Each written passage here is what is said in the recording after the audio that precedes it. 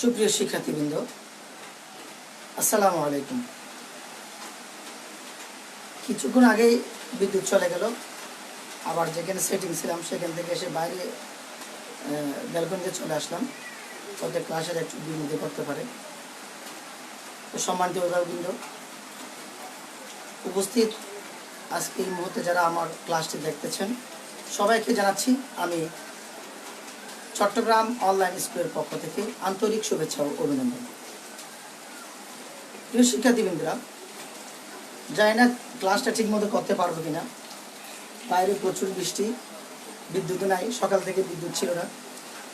এই ঘন্টা খানেক আগে বিদ্যুৎ আসছিল, সব সেটিং করে এখন আবার ব্যালকনিতে চলে আসলাম। গত পর্বে আমরা ক্লাস করেছিলাম মুদ্রাও ইতিহাস। আজকে আমরা একটা নতুন ক্লাস নিয়ে আমাদের মাঝে হাজির হয়েছি। প্রিয় শিক্ষার্থীরা, হয়তো আওয়াজটাও খুব বেশি ভালোভাবে শোনা যাবে না, তবুও কষ্ট করে একটু থাকো আমার সাথে। কিছু আর তো করার নেই, যেহেতু এটা প্রাকৃতিক দুর্যোগের মতোই হচ্ছে। আমি যদি ক্যামেরাটা ঘুরিয়ে দেখতে পারতাম কি প্রচুর বৃষ্টি হচ্ছে এই আমি তিনতলা এই বিল্ডিংয়ে। যাই হোক, প্রিয় শিক্ষার্থীরা, এখন আমি আসলে এই পাঠে যাওয়ার আগে একটা কথা বলবো তোমাদের সাথে। সেটা হচ্ছে, তোমরা নিশ্চয়ই আর্থিক প্রতিষ্ঠান সম্পর্কে জানো, যেমন ব্র্যাক, যেমন বিভিন্ন এনজিও। তো সেরকমই একটা আর্থিক প্রতিষ্ঠান এবং সকলের সুপরিচিত একটা আর্থিক প্রতিষ্ঠান, সেটি হচ্ছে ব্যাংক। এই ব্যাংকের মধ্যে অনেক কর্মকর্তা কর্মচারী, বিভিন্ন লেনদেন, বিভিন্ন কাজকর্ম হয়ে থাকে। তো প্রিয় শিক্ষার্থীরা, তো আজকে আমরা এই যে পাঠে যাচ্ছি সেটা তোমরা নিশ্চয়ই বুঝতে পেরেছ। আজকের সেই পাঠটা হচ্ছে, প্রিয় শিক্ষার্থীরা, আজকের পাঠ হচ্ছে ব্যাংক,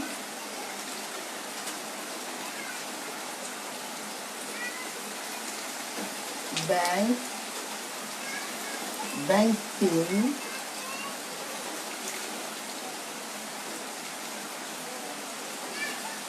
ও ব্যাংকার।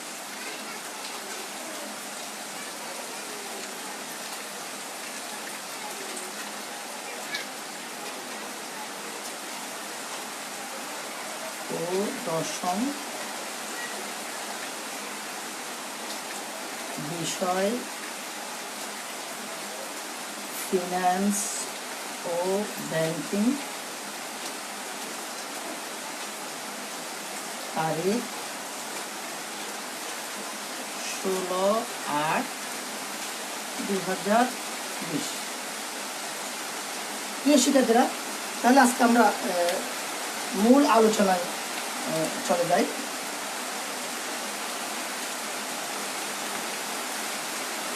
শিক্ষার্থীরা, তোমরা নিশ্চয়ই দেখতে পাচ্ছ বা শুনতে পাচ্ছ বৃষ্টির আওয়াজ, প্রচুর বৃষ্টির আওয়াজ কিন্তু।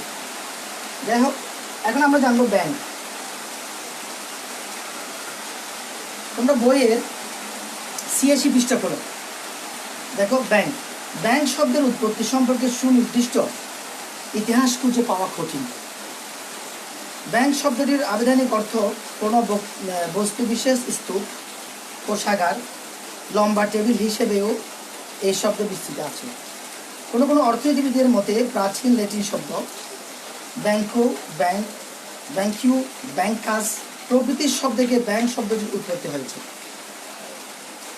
এই মতে অনুসারীদের যুক্তি অনুসারে ব্যাংক শব্দটি ল্যাটিন শব্দ বেঞ্চ অথবা বসার জন্য ব্যবহৃত লম্বা টেবিল, যার সম্পর্কে ইতিহাসের পাতায় সমর্থন পাওয়া যায়। তো প্রিয় শিক্ষার্থীরা, আমি একটি ব্যাংকের সংজ্ঞা লিখব, সেটা তোমরা এটা বুঝে দেওয়ার চেষ্টা করবো। ওকে, ব্যাংক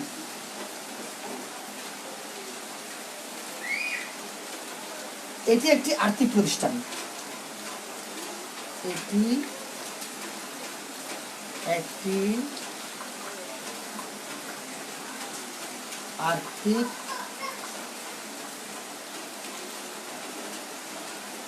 প্রতিষ্ঠান যা জনগণের কাছ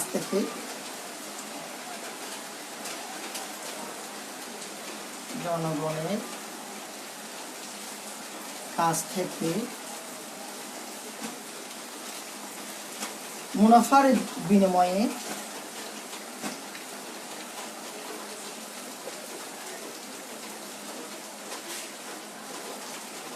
বিনিময়ে আমানত গ্রহণ করে,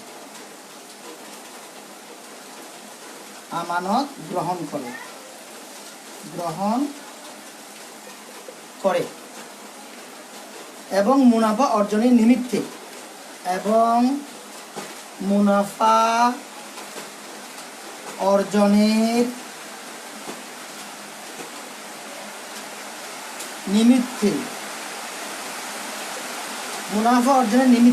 বিনিয়োগ করে।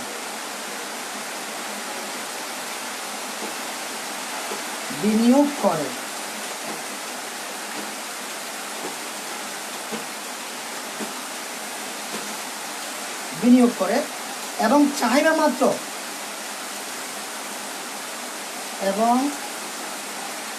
চাহিদা মাত্র অথবা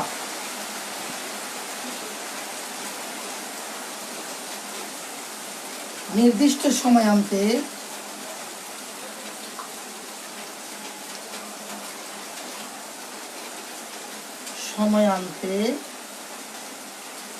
সঞ্চয়কারীর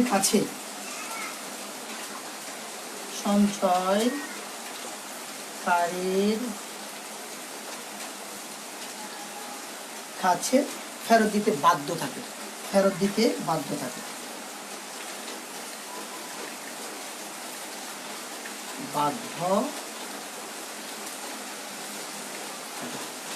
প্রিয় শিক্ষার্থীরা, তোমরা এখানে একটু লক্ষ্য রাখো, আমি একটু ভালোভাবে বুঝে দেওয়ার চেষ্টা করব। এটি একটি আর্থিক প্রতিষ্ঠান, নিশ্চয়ই ব্যাংক একটি আর্থিক প্রতিষ্ঠান, কারণ ব্যাংক মক্কেলের কাছ থেকে অর্থ সংগ্রহ করে এবং সেটা ব্যাংকে রাখে। মক্কেল একটা হিসেবের মাধ্যমে ব্যাংকে টাকা জমা রাখে, যেমন সঞ্চয় হিসাব, স্থায়ী হিসাব এবং চলতি হিসাব করে যারা ব্যবসায়ী তারা সঞ্চয় করে। আমাদের মধ্যে যারা অল্প আয়ের মানুষ কিছু টাকা সঞ্চয় করতে চায়, সঞ্চয় করে। এবং স্থায়ী হিসাব আমরাও করি, কারণ কিছু ডিপোজিট করে মানুষ তার ভবিষ্যতের জন্য রাখতে পারে। তাহলে এই হিসাবের মধ্যে প্রতিষ্ঠান একটি অর্থ সংগ্রহ থেকে, এটা একটি আর্থিক প্রতিষ্ঠান যা জনগণের কাছ থেকে মুনাফার বিনিময়ে, যে টাকাটা আমরা ব্যাংকে জমা রাখি সে তার বিপরীতে একটা কিছু অংশ মুনাফা দিয়ে থাকে, আমানত সংগ্রহ করে এবং মুনাফা অর্জনের নিমিত্তে, এবং সে যে আমাদের কাছ থেকে যে টাকা সে গ্রহণ করে আমানত হিসেবে, সেটা আবার মুনাফার বিনিময়ে অন্যকে ঋণদান করে এবং মুনাফা অর্জন করে। তো আমাদেরকে যে বা মক্কেলদেরকে যে মুনাফাগুলো দেবে এবং সেই মুনাফা এবং যে মুনাফাটা ঋণদানের মাধ্যমে হবে, সেই দুই মুনাফার মাঝখানে যে মুনাফা হবে সেই মুনাফাই হচ্ছে ব্যাংকের একটা লাভ।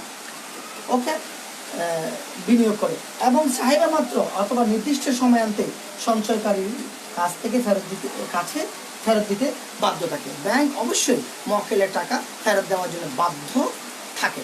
তো এই ক্ষেত্রে ব্যাংক যখন কোনো মক্কেল কোনো গ্রাহক যখন ব্যাংকের মধ্যে চেকের মাধ্যমে টাকা চাইবে, তখন তাকে ফেরত দিতে ব্যাংক বাধ্য। যদি কোনো ফিক্সড ডিপোজিট বা মেয়াদান্তের বা একটা স্থায়ী আমানত করে থাকে, তাহলে একটা নির্দিষ্ট সময় শেষে সেই টাকাটা ফেরত দেবে। তো প্রিয় শিক্ষার্থীরা, তোমরা নিশ্চয়ই বুঝতে পেরেছ এই ব্যাংক কাকে বলে। ওকে, এরপর আমরা যাব ব্যাংকিং বিষয়ে।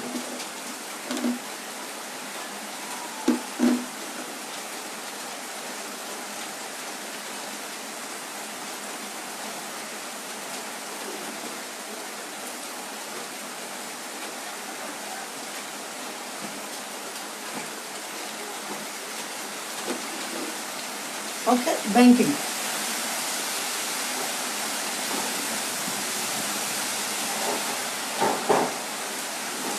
জানি না ক্লাসে কতক্ষণ থাকতে পারি, প্রচুর বৃষ্টি তবুও ইনশাল্লাহ শেষ পর্যন্ত চেষ্টা করব ক্লাসে থাকতে। আমার সাথে ইনশাল্লাহ তোমরাও থাকবে। দুইয়ের আদর মোহাব্বত, দুইয়ের দোয়ায় ইনশাল্লাহ ক্লাস শেষ করতে পারবো না আমি আশা করি। ব্যাংকিং, ব্যাংকের সকল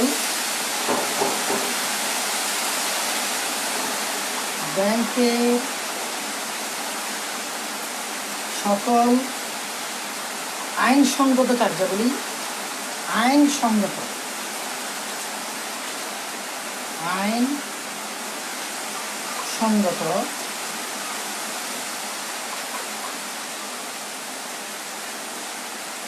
কার্যাবলী ব্যাংকিং হিসেবে পরিচিত।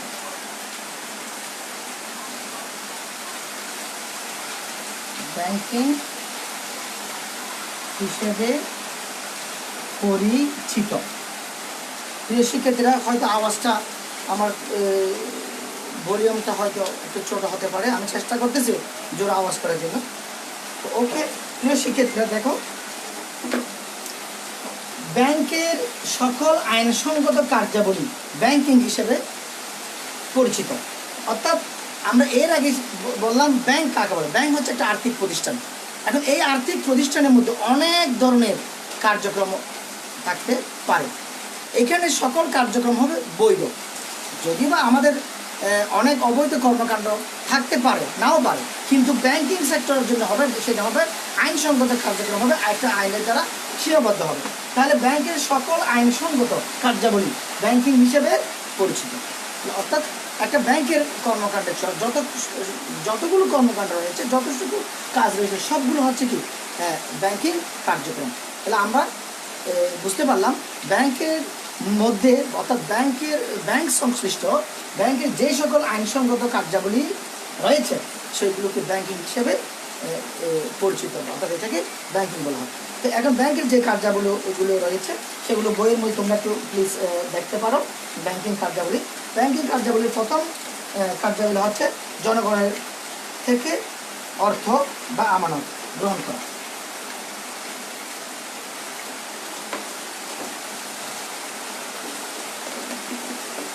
ওকে, ব্যাংকে কার্যাবলী এক নম্বর হচ্ছে কি জনগণ থেকে অর্থ বা আমানত গ্রহণ। জনগণ থেকে অর্থ বা আমানত গ্রহণ।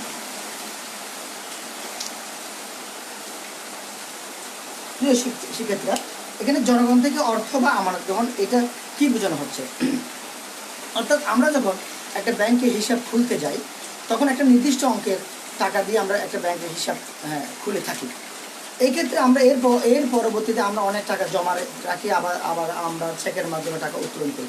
তাহলে এই ব্যাংকের প্রধান কাজ হলো আমাদের কাছ থেকে বা জনগণের কাছ থেকে বা মক্কেলদের কাছ থেকে আমানত সংগ্রহ করা। দুই নম্বর হচ্ছে ঋণদান।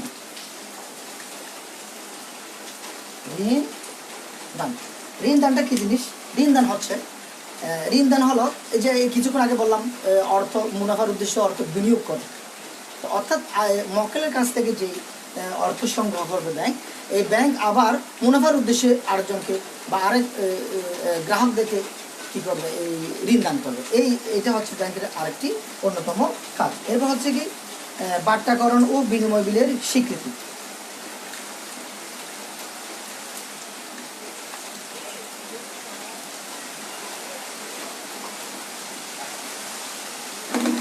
বাট্টাকরণ 3 নাম্বার, বাট্টাকরণ ও বিনিময় বিলের স্বীকৃতি।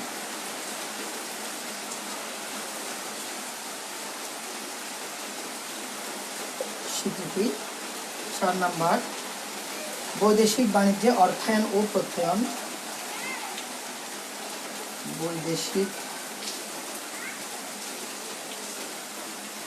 বৈদেশিক বাণিজ্যে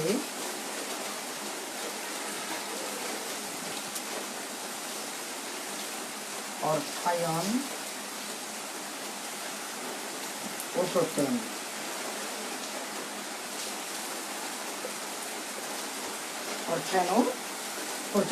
শিক্ষার্থীরা একটু করে তোমরা বইয়ের ইয়াতে লক্ষ্য রাখো 86 পৃষ্ঠার নিচের অংশ বাট্টাকরণ ও বিনিময় বিলের স্বীকৃতি। ব্যাংকের আরেকটি কাজ হলো প্রাপ্য বিল বাট্টাকরণ এবং বিলের স্বীকৃতি দেওয়া।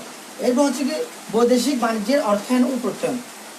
আমদানিকারক ও রপ্তানিকারকদের দেশি মুদ্রা থেকে বৈদেশিক মুদ্রা এবং বৈদেশিক মুদ্রা থেকে দেশি মুদ্রায় রূপান্তর করা এবং যা ব্যাংকের অন্যতম একটা কাজ। যেমন বিদেশের সাথে যখন একটা লেনদেন করবে, একটা ব্যবসা বাণিজ্য করবে, আমদানি রপ্তানি করবে, সেখানে আমাদের দেশের টাকাগুলো অন্য দেশের টাকার সাথে মিলবে না। সুতরাং এই ব্যাংক এই টাকাকে রূপান্তর করে বিভিন্ন মুদ্রায় রূপান্তর করে এটা ব্যবসায়ীদের থেকে সহযোগিতা করে থাকে। তখন প্রত্যয়নপত্র বা লেটার অফ ক্রেডিট এর মাধ্যমে ব্যাংক বৈদেশিক বাণিজ্যের আমদানি রপ্তানিকারকদের পক্ষ থেকে অগ্রিম অর্থ প্রদানের ব্যবস্থা করে থাকে। আমদানিকারকের পক্ষে এই সংক্রান্ত বিনিময় বিলে প্রত্যয়ন করা ব্যাংকের আরেকটি অন্যতম কাজ। তাহলে লেটার অফ ক্রেডিট কাদের জন্য করা হয়? আমদানি ও রপ্তানিকারকদের জন্য করা হয়ে থাকে। এরপর দেখা যাচ্ছে অর্থ স্থানান্তর।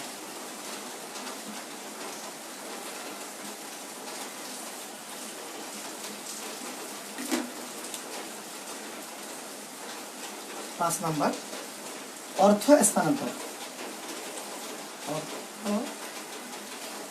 স্থানান্তর। 6 নাম্বার মূল্যবান দলিল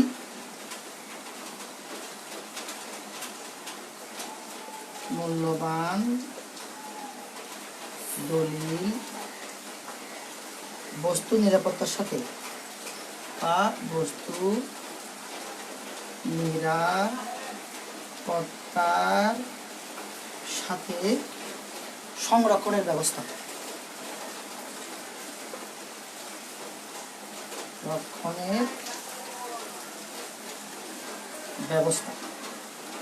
এবার সর্বশেষ 7 নম্বর হলো সম্পদ ব্যবস্থাপনা ও অর্থ বিষয়ক উপদেশ দেওয়া। সম্পদ ব্যবস্থাপনা ও অর্থ বিষয়ক উপদেশ দেওয়া। প্রিয় শিক্ষার্থীরা, একটু লক্ষ্য রাখো, অর্থ স্থানান্তর এক জায়গা থেকে এক জায়গায় অর্থ স্থানান্তর ব্যাপার। যেমন দেখো এখানে দেখো, একটি শহর থেকে আরেকটি শহরে বিশেষত দুটি ভিন্ন দেশে, এক দেশ থেকে অন্য দেশে যে অর্থ স্থানান্তরের এই কাজটিও ব্যাংকে করে থাকে। মূল্যবান দলিলপত্র, গ্রাহকদের বিভিন্ন মূল্যবান দলিলপত্র অনেক কিছু থাকতে পারে যেগুলো নিরাপত্তার অভাবে থাকতে পারে।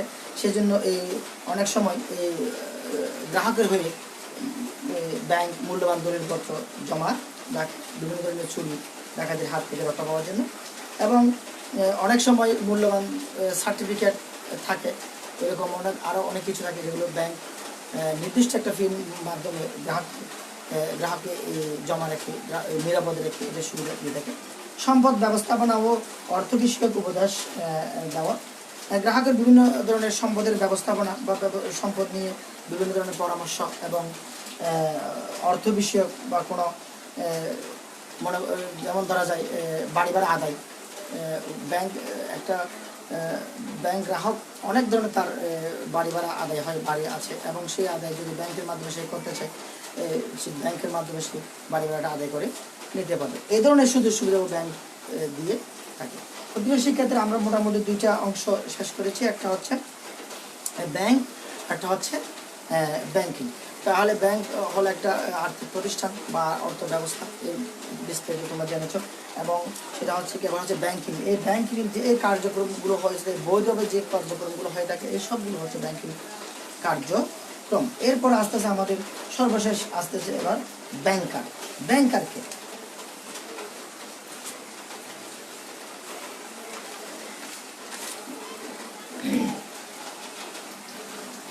ওকে, লেখাগুলো একটু সমস্যা হতে পারে যেহেতু অপ্রস্তুতভাবেই প্রস্তুতি স্থান থেকে বেরিয়ে নিচে চলে আসলাম, সেজন্য একটু সমস্যা হতে পারে। তা আশা করি তোমরা আমার কথাগুলো শুনতে পাচ্ছ, এই কথার সাথে মিলিয়ে তোমরা বইয়ের সাথে মিলিয়ে ইনশাআল্লাহ ক্লাসটা উপভোগ করতে পারবে। এরপরে সর্বশেষ হচ্ছে ব্যাংকার।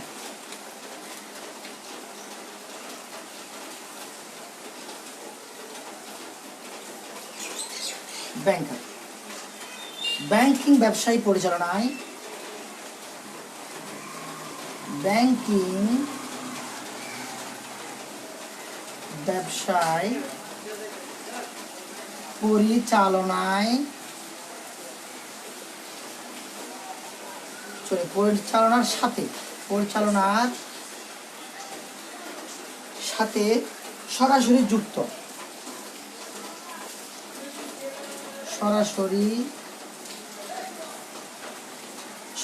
যুক্ত ব্যক্তিকে ব্যাংকার বলে।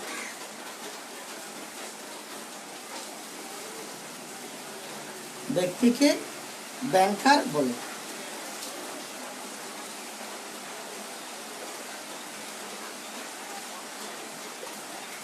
ওকে, তাহলে এবার বুঝতে পারতেছো একটা ব্যাংক, যে প্রথমে বলেছিলাম ব্যাংক একটা আর্থিক প্রতিষ্ঠান, সেখানে অনেক লোকজন কাজ করে এবং সেখানে সমস্ত প্রকার বৈধ কর্মকাণ্ড, আর্থিক বৈধ কর্মকাণ্ড হয়। তাহলে এখানে তোমরা নিশ্চয়ই বুঝতে পারছো ব্যাংকার হচ্ছে যিনি ব্যাংকের সাথে, ব্যাংক ব্যবসায়ী পরিচালনার সাথে সরাসরি যুক্ত ব্যক্তিকে ব্যাংকার বলে। অর্থাৎ এই ব্যাংক ব্যবস্থাটা যে পরিচালনা করেন উনি হচ্ছেন কি ব্যাংকার। প্রিয় শিক্ষার্থীরা, এখন আমরা আসলে একবারে শেষ পর্যায়ে চলে আসছি। এখন এতক্ষণ ধরে যে আমরা ক্লাসটা করলাম, সেই ক্লাসের একটা ইতি টানবো। তার আগে আমি একটু বলে দিচ্ছি, আসলে ব্যাংক এবং মুদ্রা একে অপরের সাথে ওতপ্রোতভাবে জড়িত। ব্যাংক মানুষ যখন প্রাচীন যুগ থেকে আস্তে আস্তে ধীরে ধীরে সভ্যতার জগতে ফিরে এসেছে, এই মুহূর্তে যখন ওদের মুদ্রার ব্যবহার যখন শুরু হয়েছে, তখন ব্যাংক ব্যবস্থার প্রচলন শুরু হয়েছে। সুতরাং ব্যাংকের সাথে মুদ্রার একটা ওতপ্রোতভাবে একটা সম্পর্ক রয়েছে। আরেক বিষয় হলো, এই জন্য এই মুদ্রাকে ব্যাংক ব্যবস্থার জননী বলা হয়। কেন্দ্রীয় ব্যাংকে যেমন বলা হয় ব্যাংক ব্যবস্থার জনক, আর মুদ্রাকে বলা হয় জননী। তো প্রিয় শিক্ষার্থীরা, এই মুহূর্তে আমরা একটু মূল্যায়ন পর্বে যাব, সেজন্য তোমরা একটু মনোযোগ সহকারে দেখো। আমি মূল্যায়ন পর্বটা শেষ করে বাড়ির কাজ দিয়ে তোমাদেরকে আমি আজকের মতো ক্লাস শেষ করবো। আশা করি শেষ করতে পারবো। এখনো বৈরী আবহাওয়া যায় নাই, প্রচুর বৃষ্টি হচ্ছে।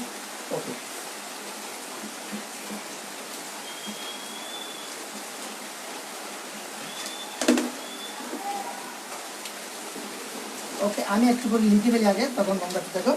ব্যাংকের যাবতীয় কার্যকে কি বলা হয়? ব্যাংকের যাবতীয়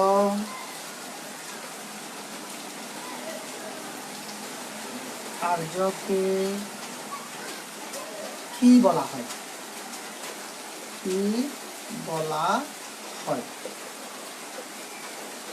দুই, এলসি কি? বা লেটার অফ ক্রেডিট কি?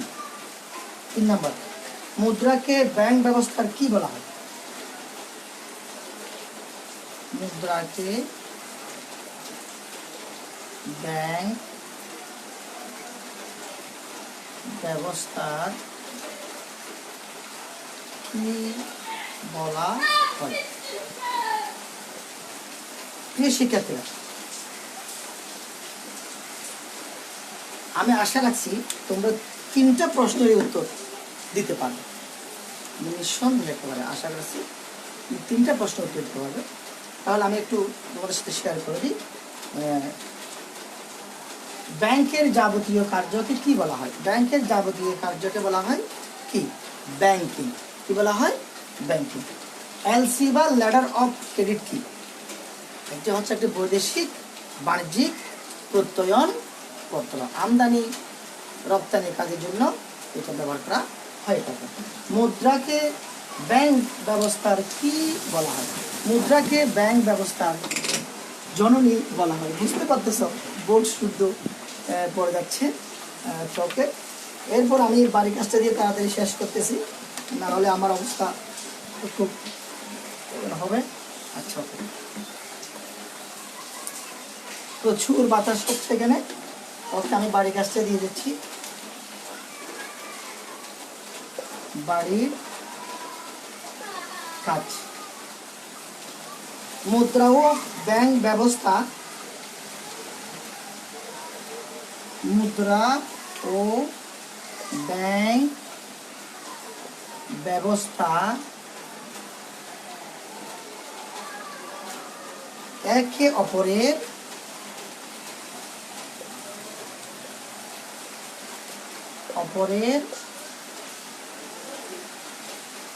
পরিপূরক।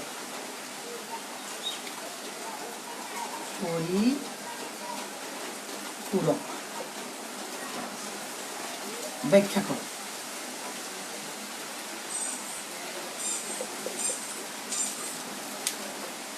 প্রিয় শিক্ষার্থীরা, হ্যাঁ নিশ্চয়ই তোমরা বাড়ির কাজটা লিখে নিয়েছ। আমার সাথে এতক্ষণ ধরে থাকার জন্য সবাইকে অসংখ্য অসংখ্য ধন্যবাদ। আমি যদি ক্যামেরাটা একটু ঘুরিয়ে দিই তখন দেখা যাবে কি পরিমাণ বাতাস হচ্ছে, বৃষ্টি হচ্ছে। একটু করে দেখে নাও। দেখো, এরপরেও আমি চেষ্টা করেছি তোমাদেরকে এই ক্লাসটা শেষ করার জন্য। আমার জন্য সবাই দোয়া করবে, আর ভালো থাকবে। আগামী ক্লাসে ইনশাল্লাহ আবার দেখা হবে। আল্লাহ হাফেজ, ভালো থাকো সবাই।